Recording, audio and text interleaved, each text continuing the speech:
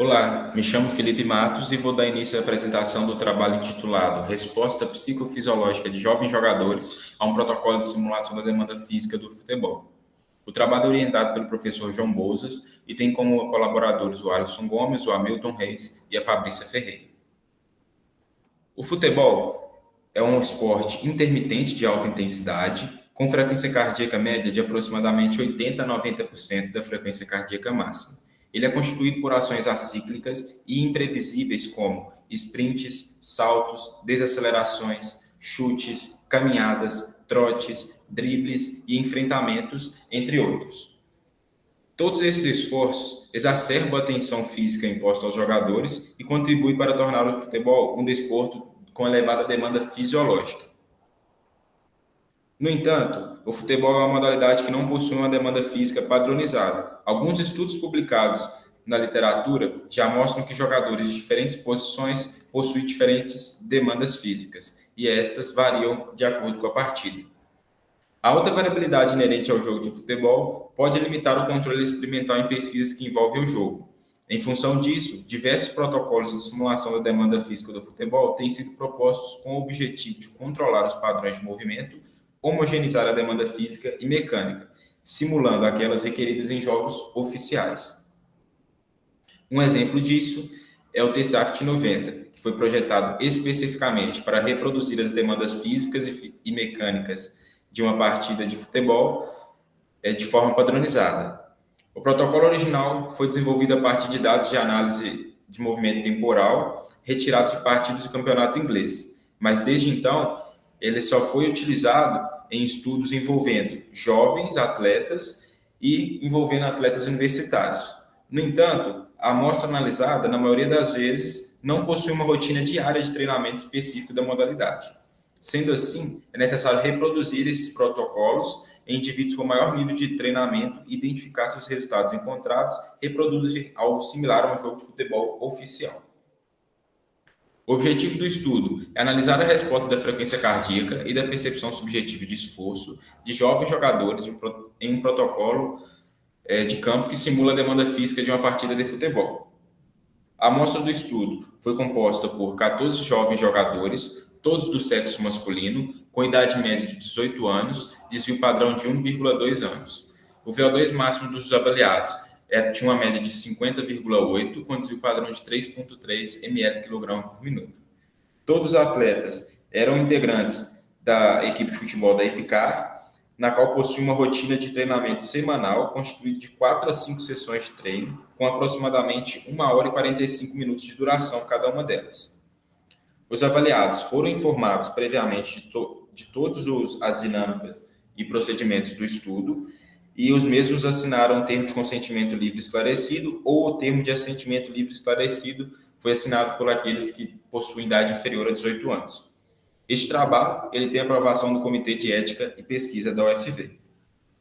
Os avaliados foram submetidos ao protocolo do T-Saft 90, no qual os indivíduos percorrem uma distância total de 11.100 metros, dos quais foram constituídos da seguinte forma: 3,48 km de caminhada, 5,58 km de trote, 1,68 km de corrida e 360 metros de sprint.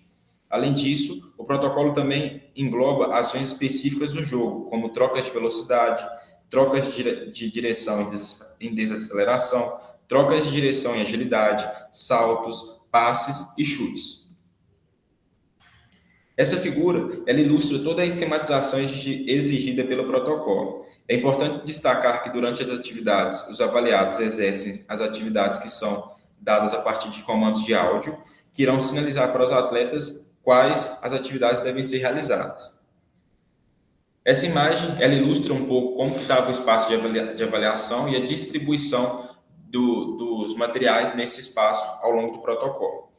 As avaliações elas foram realizadas em um campo gramado, no horário de 16 às 18 horas, em um ambiente termoneutro e com clima tropical. Todos os avaliados iniciaram a avaliação devidamente hidratados, com densidade da urina inferior a 1.020 gramas por ml, e além disso, é importante ressaltar que todos os avaliados realizaram o protocolo de chuteira de trava e se hidrataram a cada 15 minutos. Com o intuito de monitorar a intensidade da atividade realizada, foram coletados a frequência cardíaca e a percepção de esforço. Para realizar o monitoramento da frequência cardíaca, utilizamos o monitor cardíaco da Polar, modelo FT1, onde foram registrados os valores de frequência cardíaca máxima e a média da atividade. Além disso, foi coletada a frequência cardíaca a cada 5 minutos durante o protocolo. Já a percepção de esforço foi coletada a cada 15 minutos e, para isso, utilizamos a escala de Borg, de 0 a 10, modificada por Foster e colaboradores em 2001. Após a coleta dos dados, realizou-se a análise estatística dos mesmos, iniciando por um teste de normalidade de Shapiro-Wilks, e devido à normalidade dos dados, utilizou-se a estatística descritiva, adotando os valores de média e de desvio padrões. Este primeiro gráfico, ele ilustra o comportamento da frequência cardíaca ao longo do protocolo. O valor de frequência cardíaca máxima obtido ao longo do protocolo foi de 191 BPM, com desvio padrão de 9,3 BPM. E a média da frequência cardíaca média foi de 154,3 BPM, com desvio padrão de 10,2 BPM. A intensidade média relativa do protocolo foi de 84,5%, mais ou menos 2,3% da máxima. Com que diz respeito à percepção de esforço, observamos que ela apresentou um aumento no decorrer do tempo e variou entre 4, que na escala representa um esforço um pouco pesado, e 5,6, que na escala representa um esforço pesado. É importante ressaltar que após 45 minutos de protocolo, foi dado um intervalo de 15 minutos, assim como na partida de futebol oficial, e depois teve um segundo tempo de protocolo com mais 45 minutos. Por isso, que provavelmente teve esse pequeno declínio aí do terceiro para o quarto ponto, em decorrência do intervalo, onde os atletas passaram por um período de recuperação curto. Como implicações práticas do estudo, os resultados encontrados permitem afirmar que este protocolo é válido para análise da demanda fisiológica e pode ser utilizado em pesquisas ecológicas do futebol. Além disso, o mesmo pode ser utilizado como ferramenta para auxiliar no processo de retorno ao jogo e na preparação física específica de alguns atletas, por exemplo, atletas que estão chegando no clube e precisam passar por um período de recondicionamento físico da modalidade. Como limitação do estudo, o monitor cardíaco utilizado não nos permitiu analisar a frequência cardíaca de forma contínua e simultânea, prejudicando o acompanhamento minuto a minuto do comportamento cardíaco ao longo de todo o protocolo. Conclui-se que o protocolo de simulação de uma partida de futebol TCFT 90 reproduz a intensidade média e a resposta psicofisiológica esperada para uma partida oficial de futebol em jovens jogadores, representando uma demanda de alta intensidade.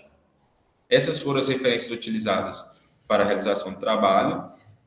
Gostaria de agradecer às empresas de fomento, em especial a FAPEMIG, que foi quem viabilizou toda a pesquisa e coleta de dados. Muito obrigado a todos pela atenção.